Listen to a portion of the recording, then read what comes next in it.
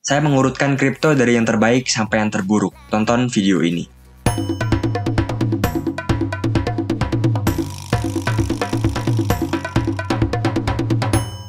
Halo semua, selamat malam. Kembali lagi bersama saya Ardo di channel Pace Crypto. Terima kasih telah menonton video saya.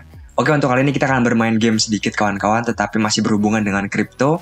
Kita akan mencoba untuk menyusun kripto dari yang menurut saya paling baik hingga yang menurut saya paling jelek ya kawan-kawan. Oke, untuk disclaimer, hal ini sangat subjektif dan saya juga terbatas pengetahuannya kawan-kawan karena ada banyak sekali kripto. Mungkin saya hanya mengcover beberapa kripto saja yang sangat keren. Jadi gamenya sangat simpel sekali kawan-kawan. Di sini ada beberapa kripto yang cukup unik ya, banyak sekali di sini. Dan saya akan mencoba untuk memasukkan mereka ke dalam beberapa kelompok. Kelompok yang pertama adalah yang paling baik di sini. Saya juluki sebagai Raja Kripto. Nah, berikutnya kelompok kedua, keren abis. Kelompok ketiga, lumayan bagus. Kelompok keempat, gitu deh. Dan kelompok terakhir di sini adalah kripto sampah. Nah, disclaimer kawan-kawan, ini bukan ajakan menjual ataupun membeli kripto. Ini hanya pendapat murni, pendapat saya pribadi. Tetap dior dan lakukan riset sebelum melakukan pembelian cryptocurrency menggunakan uang kalian. Daripada lama-lama, kita akan masuk ke dalam videonya kawan-kawan. Oke, pertama di sini kita akan mencoba untuk memasukkan yang namanya Dogecoin kawan-kawan. Ini merupakan koin sejuta umat ya. Banyak sekali orang yang menghold Dogecoin. Nah, menurut saya pribadi Dogecoin ini terlalu banyak yang nyangkut walaupun memang sudah di backup oleh namanya Elon Musk. Dan fundamentalnya menurut saya semakin membaik ya, karena dipegang oleh Elon Musk kawan-kawan. Jadi menurut saya kripto ini untuk jangka panjang sangat berpeluang sekali kawan-kawan. Ada banyak kemungkinan besar yang dilakukan oleh Elon Musk karena Elon Musk sendiri orangnya adalah out of the box ya. Jadi dia akan melakukan banyak hal terkait Dogecoin. Menurut saya pribadi, Dogecoin saya masukkan ke dalam kategori keren abis kawan-kawan. Nah, ini disclaimer, sangat spekulatif sekali. Oke, berikutnya kita akan masuk ke dalam layer 1 di sini. Saya akan masuk ke dalam yang namanya AVAX mungkin ya kawan-kawan. Nah, menurut saya pribadi AVAX ini sangat unik sekali. Dia layer 1 yang berbeda dengan banyak layer 1 lainnya. Mungkin banyak layer 1 lainnya yang menjanjikan yang namanya kecepatan, berikutnya keamanan, dan lain-lain. Sedangkan AVAX ini memiliki konsep yang berbeda ya. Dia memiliki 3 blockchain di dalamnya, dipisah-pisah sendiri kawan-kawan. Dan juga AVAX ini memiliki fitur yang bernama subnet. Fitur ini digunakan untuk membuat aplikasi-aplikasi yang lebih private ataupun aplikasi publik juga yang dapat dimodifikasi sendiri-sendiri, baik itu mekanisme konsensusnya dan juga lain-lain. Jadi dia memiliki fleksibilitas yang tinggi dan juga potensi penggunaan yang tinggi juga kawan-kawan. AVAX akan saya masukkan ke dalam keren abis kawan-kawan karena keren menurut saya. Oke, berikutnya kita akan masuk ke dalam yang namanya Filecoin di sini ataupun file kodenya. Nah, Filecoin ini distributed computing ya, jadi nantinya akan ada penyewaan tempat untuk menyimpan data. Konsep yang cukup unik dan menurut saya dapat menjadi peluang bisnis juga di masa depan.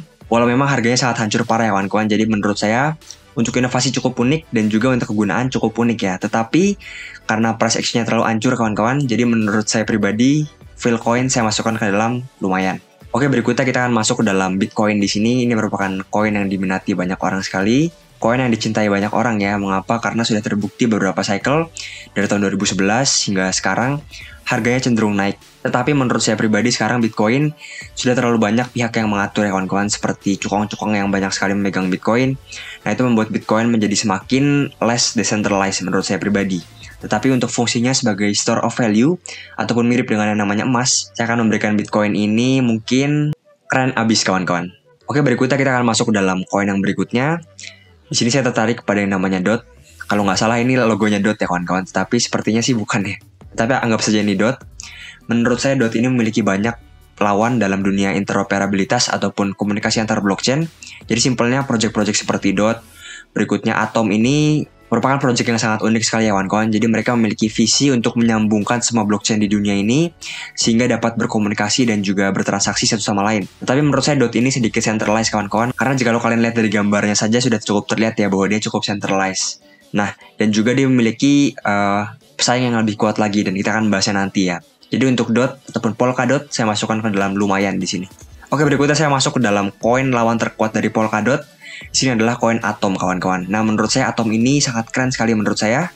Dia sangat berhubungan dengan yang namanya komunikasi antar blockchain, sama seperti Polkadot ya.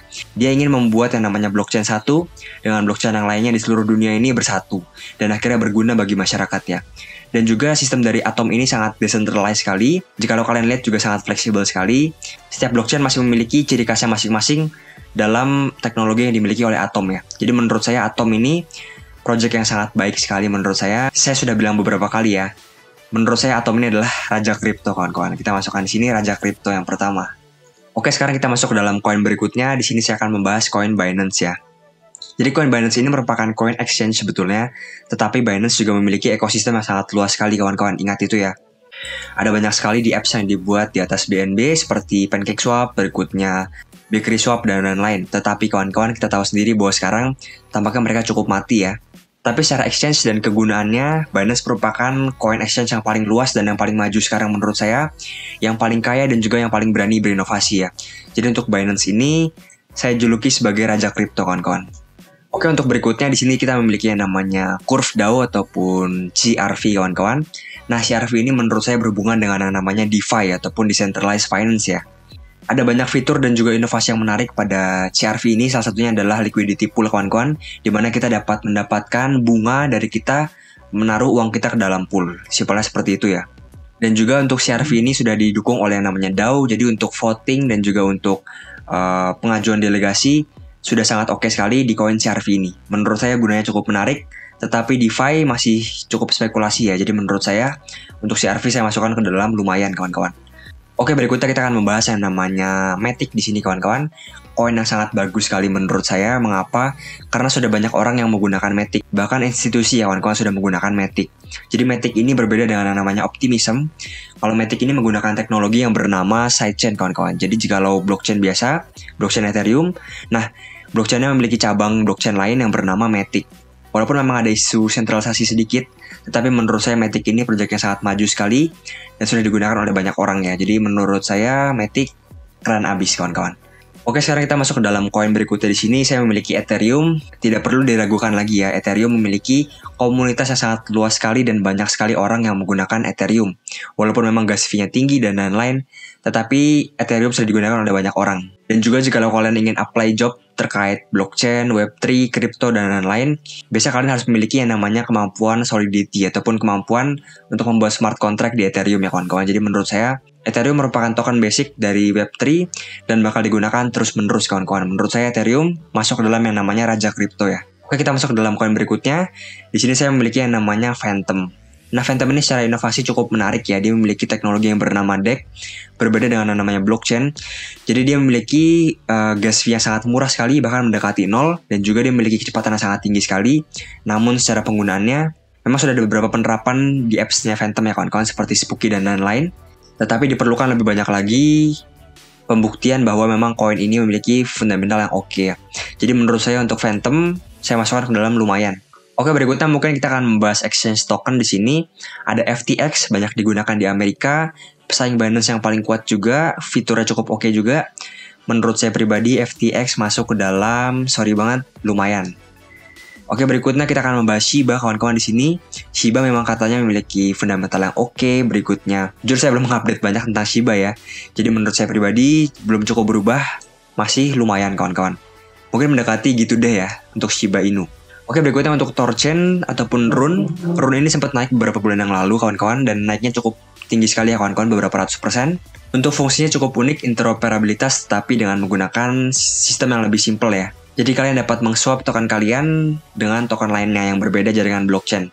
Untuk fungsinya cukup menarik, tetapi masih kurang oke menurut saya, masih lumayan ya. Berikutnya di sini kita memiliki yang namanya Uniswap kawan-kawan. Ini merupakan DEX yang paling terkenal dan menurut saya DEX adalah sesuatu yang dapat menjanjikan di masa depan ya. Jikalau beberapa kejadian terjadi yang membuat orang semakin tidak percaya dengan yang namanya pihak centralized, menurut saya pihak DEX ini akan sangat naik sekali kawan-kawan. Dan menurut saya secara data Uniswap juga memiliki volume yang sangat tinggi sekali kawan-kawan, bahkan pada saat bear market. Jadi menurut saya Uniswap masuk ke dalam yang namanya keren abis. Oke, kita masuk dalam koin berikutnya. Di sini ada yang namanya Algorand mungkin kawan-kawan. Mengapa?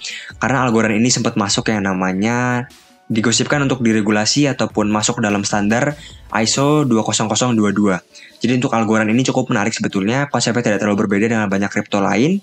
Nah, untuk mekanisme konsensusnya adalah pure Proof of Stake ataupun PPOS, di mana semua orang nanti akan mendapatkan yang namanya bunga ya kawan-kawan, karena di sini diibaratkan validatornya adalah semua orang kawan-kawan. Jadi untuk Algorand menurut saya masuk ke dalam keren abis. Nah, mungkin sekian dulu dari saya kawan-kawan. Jika kalian semua tertarik, saya akan membuat part 2 dari video ini. Sekian dari saya, terima kasih kawan-kawan.